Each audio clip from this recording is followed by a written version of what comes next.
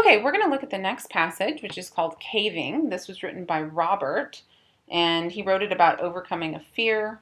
So we're going to look for some things that we can help him fix. All right, in number 7, it says, what change, if any, should be made in sentence number 5?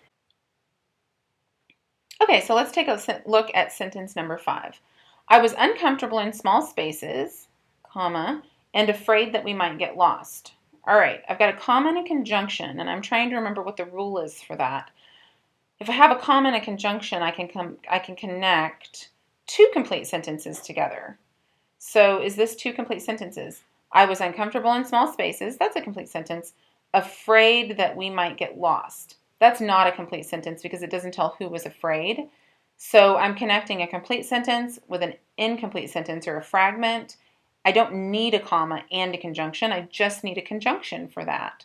So I would actually not need this comma. It was kind of tricky, but I don't need the comma. This is actually the right answer.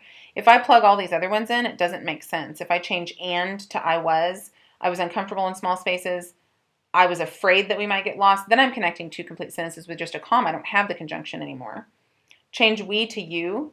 I was uncomfortable in small spaces and afraid you might get lost. I don't think he's afraid you're going to get lost. I don't think you were with him. And then this one says no change needed, which might have tripped some of us up, but it really doesn't need the comma because we're not connecting two complete sentences. So A was the correct answer on that one.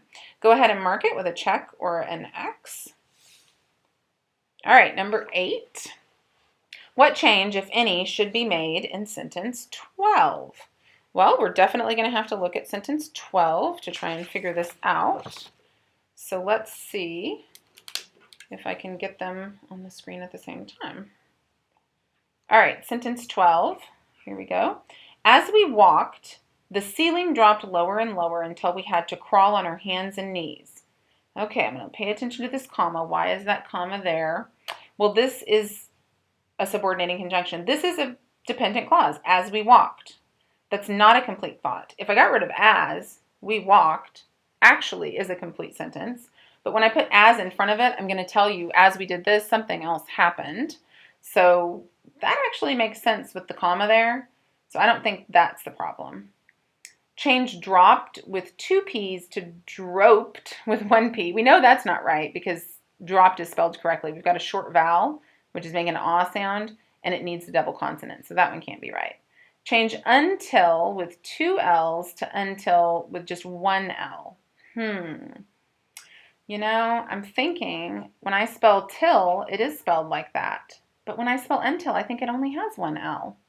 Change hands and knees to hands and knees. This would mean that they own something.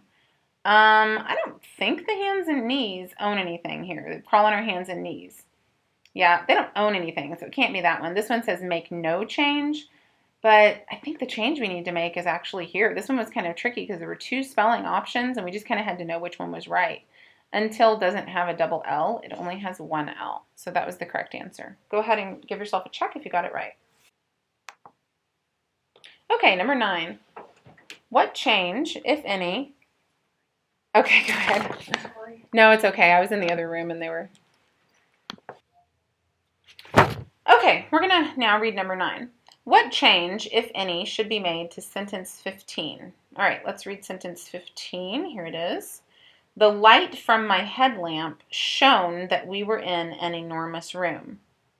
Okay, I'm not seeing any extra punctuation or anything that I need to think about. Change shone to showed. The light from my headlamp showed that we were in an enormous room. That one really seems to make more sense than shone. Shone would be like the light shone on the ground. But this one seems more like it would be showed. Let's keep going. Change that to something. The light from my headlamp shone something we were in an enormous room. That one definitely doesn't make sense. Change were to was. The light from my headlamp shone that we was in an enormous room. That one definitely doesn't sound right. It says make no change, but I'm pretty sure we need to change shone to showed. So I think that's the change that needs to be made there. Give yourself a check if you got it right, and give yourself an X if you got it wrong. Okay, number 10.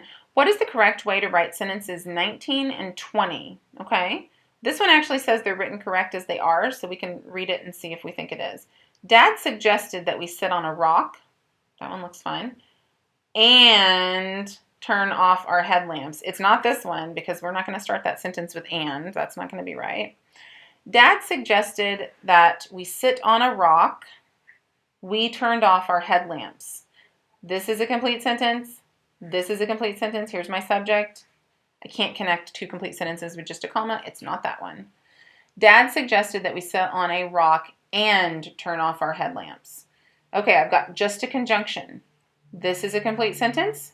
Turn off our headlamps. That's an incomplete sentence or a dependent clause. I can connect those with just a conjunction. That one looks right. Dad suggesting that we sit on a rock and turn off our headlamps.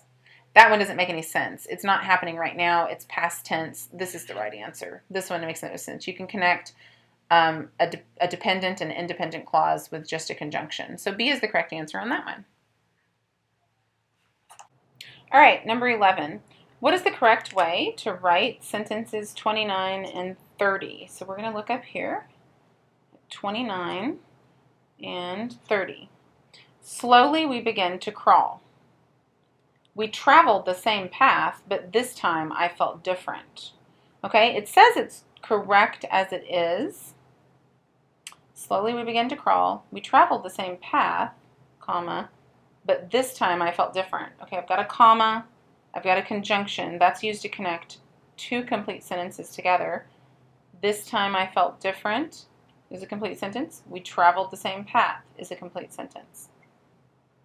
It seems to look right like it is. Let's look at the answer choices. Slowly we began to crawl. We traveled the same path, but this time I felt different. Now we're connecting this complete sentence to this other complete sentence with just a comma. That one can't be right.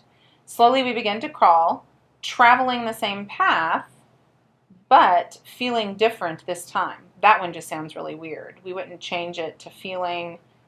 It just sounds funny.